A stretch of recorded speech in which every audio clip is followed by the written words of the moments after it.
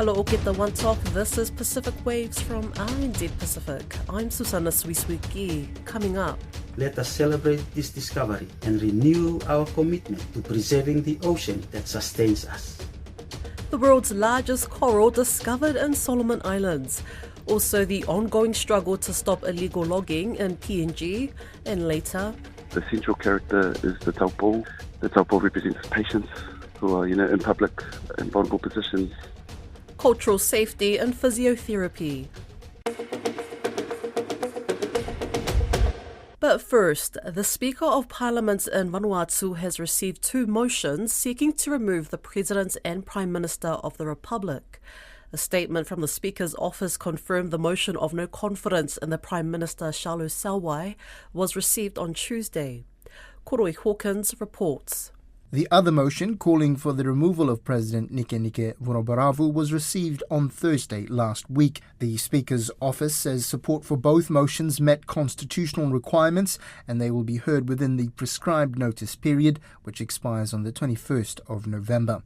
A spokesperson from the Prime Minister's office this week put out a statement calling the move from the opposition childish. Both the opposition and government claim to have the majority support in Parliament, and local media report a dissolution of Parliament could also be on the cards. Vanuatu is plagued by political instability, with 4 prime ministers elected and removed in the past 4 years through motions of no confidence and a snap election called in 2022 after a dissolution of Parliament.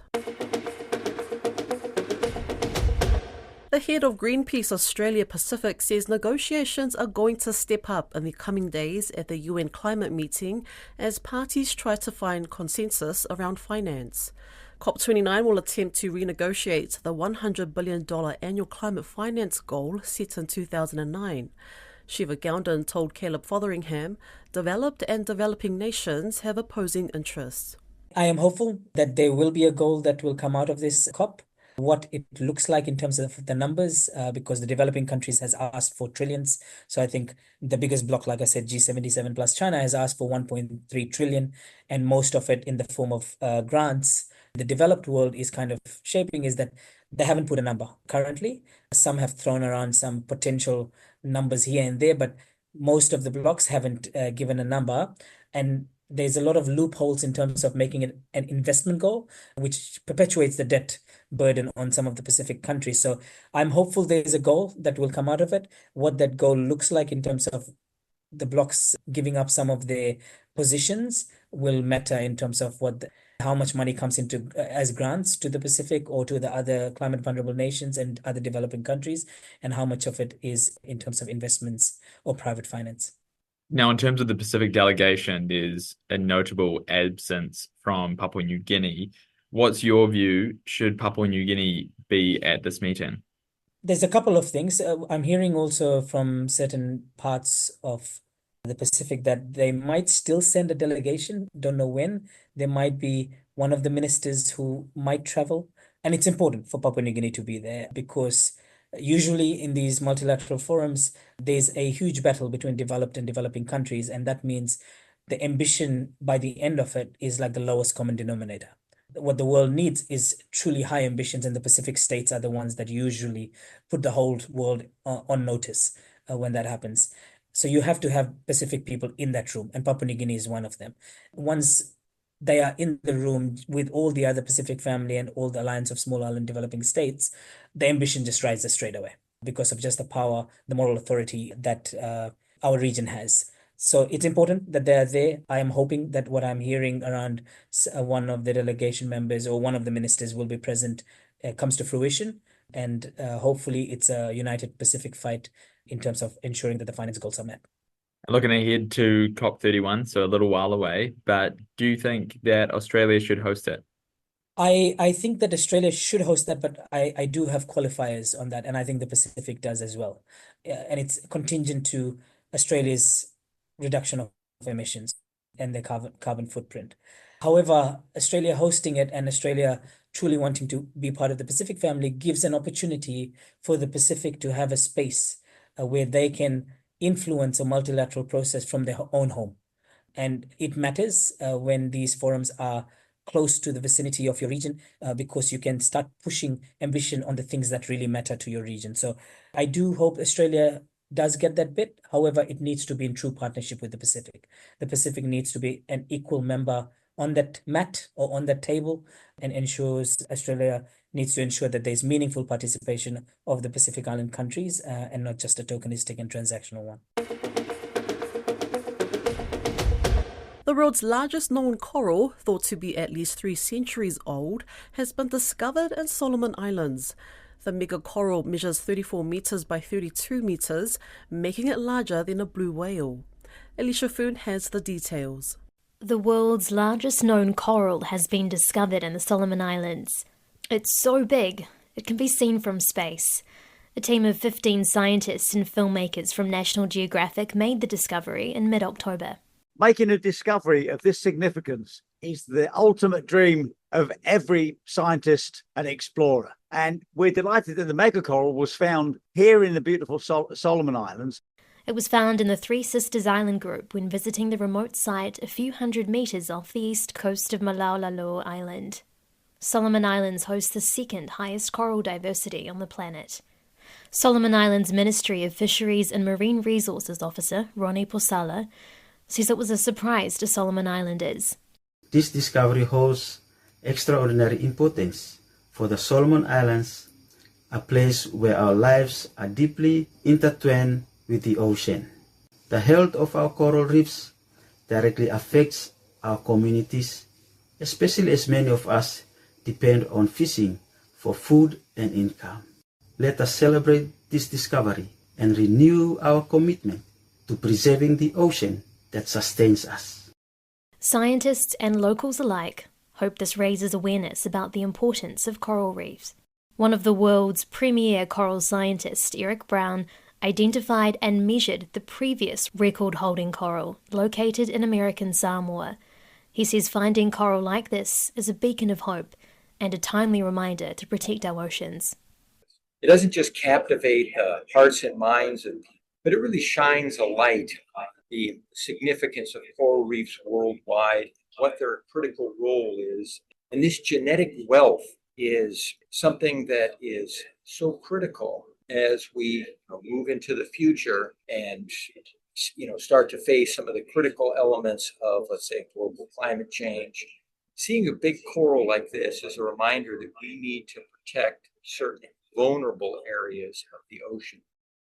There are many threats to coral, including chemicals and some sunblocks. Pristine Seas lead scientist on the Solomon Islands expedition, Molly Timmers, says ocean warming due to climate change is the major threat. So the excess heat in the ocean is causing the corals to bleach and eventually die and degrade. Now, in addition to also global warming, we also have increased frequency and storms and the intensity of storms, which also impact the fragile coral reefs. Civil society groups and community representatives from across Papua New Guinea say the government must take action to end the widespread abuse of Forest Clearance Authorities, or FCAs. Over 1/3 of all logs exported from PNG come from logging operations authorised under a FCA permit. The environmental campaigners, Act Now, say there are currently more than 20 FCA logging operations in 8 provinces across PNG, which are contributing to widespread illegal and unsustainable logging. Don Wiseman spoke with the Act Now spokesperson Eddie Tanago Payne. Back in September, the PNG Prime Minister told the United Nations General Assembly that the PNG stood ready to help other countries save their forests because of all the work it's been doing and saving its very critically important piece of forest. But you're not feeling that. The thing is that the Prime Minister has been going out and telling the world and international community for the importance of the forests, the importance of preserving and conserving the forests. That's good. That's good. But the one thing is that, you must make sure that your background is okay. Your backyard is okay before you go in out and tell the world and boast about, PNG's forest being the lungs of the earth. What's happening domestically is that, logging is one thing that's really eating away these lungs of the forest that's been boasted about in the international meetings. The history dates back pre-independence and all the way up, and the industry itself is riddled with all sorts of issues. One current issue that we are currently talking about is the abuse of one of the leases, which is the Forest Clearing Authority. So yes, the Prime Minister good is telling the world, but then he has to be also looking at cleaning his backyard first in terms of the issues of illegal logging and unsustainable forestry that has been prevalent for almost as old as Papua New Guinea, being a country. So there've been lots of plans over the years. All of them have been controversial, and these forest clearance authorities have been around for a long time, FCAs as they're called, and they're meant for the clearing of a very small amount of land that would then be used for agriculture. That's not happening. That is not happening. That's true. ECNAW has started an exercise by going out and documenting cases of FCAs being issued to so-called agriculture companies. And our documentation of these case studies in various FCA locations around the country has spoken otherwise. What we have discovered in all our case studies is that they all point to one conclusion. And the conclusion is that these corn agriculture companies, who are mainly logging companies, who are using these FCAs and are going after our forests and forest logs worth millions and millions of dollars, have been shipped out or exported out. This in itself is a breach of the terms and conditions of the license, which is, as you rightly said, is just meant for a smaller discrete area of forest and mainly for agriculture or other land use. Our case studies have all shown that there are no agriculture happening on the land. It's all logging. Who's issuing the FCAs? The responsible authority that is issuing these FCAs is the forest or the PNG Forest Authority. So we already have numerous occasions raised the issue, and we have done a seminar, and the seminar was meant to bring in all civil societies, local landowners who have been affected by this particular license, who have all come together to raise the issue.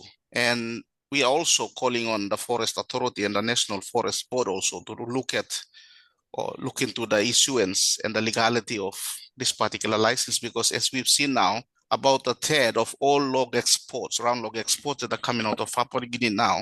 It's a government agency. Is it a rogue government agency, or are they doing what the government is telling them to do? Well, there are an organization that is put in place to ensure sustainable forest management does really happen. It's not about making money, but also the wise use of our natural resources, but also most importantly is the rights of Papua New Guineans as well to use of their natural resources. As we have seen now, that's not the case. The government does have a plan, and its plan is to go into downstream processing by 2025. That's all very well, but 2025 is just a couple of weeks away, really, isn't it? It is. So what plans are in place? Well, what I'm trying to say here is that, it's being put in the government's midterm document, which is the MTD or Medium-Term Development Plan 4. And what we have seen so far is that the reality is not matching up with what it envisions. So the log export numbers are quite high at the moment. So it seems very, very likely that the government will meet its target of, it's supposed to be going downward, a downward trend in terms of export-wise until it meets its target, and then we can have downstream processing internally. That is not the case at the moment. So that is really, really a concern and something for the government to really look at what it's doing.